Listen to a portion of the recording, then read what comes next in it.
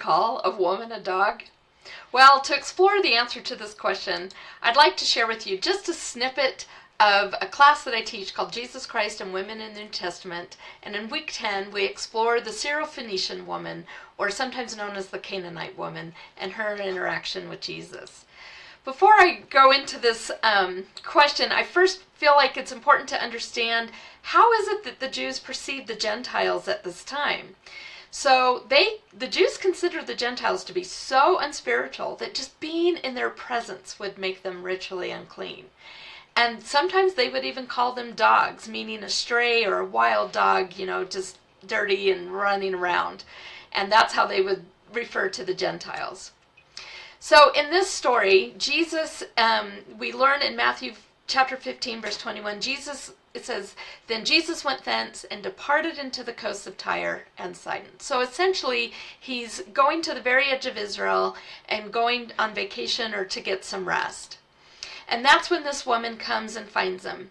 And in verse 22, she says, have mercy on me, O Lord, thou son of David.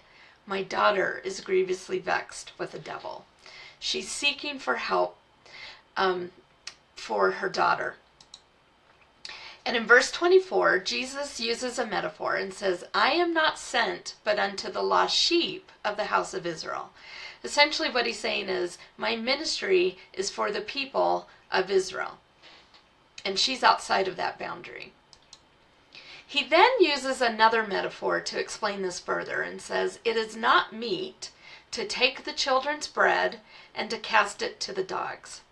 Now, in this instance, he's not using the same word that the Jews would normally use to call Gentiles. He's using a Greek word.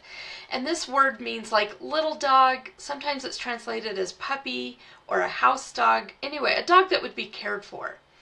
Now, the way dogs were treated back then as pets is very different than how we treat pets today. We have bowls with their names on them. We'll buy cute little outfits for them and gifts for them. That's not how dogs were treated back then. If a dog wanted to eat, they were pretty much responsible to find their own food. And one of the ways that they would do it is to look for scraps of any kind that they could find. So essentially Jesus is saying, if I'm here for Israel, the children, the house of Israel, I'm not going to pick that food up and just throw it and give it to the dogs instead. Now, she responds in verse 27 by saying, truth, Lord. So she's accepting this metaphor and says, yet the dogs eat of the crumbs which fall from the master's table. So she's acknowledging the metaphor that he's using, but she's expanding it or showing how this metaphor actually does work. And in verse 28, he says, O woman, great is thy faith. Be it unto thee even as thou wilt. And her daughter was made whole from that very hour. I really like this story of the Syrophoenician woman and Jesus because I think it shows how Jesus has love for everyone and doesn't see anyone as animals or as dogs. But he's using a metaphor to teach, and she uses that metaphor to expound upon it. And because of her faith, she is able to get the blessing for her daughter.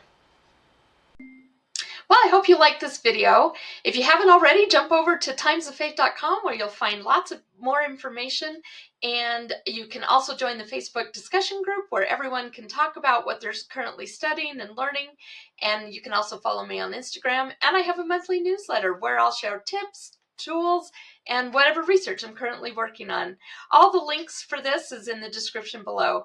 And be sure to subscribe, hit that notification bell, and then you'll be the first to know the next time a video comes out.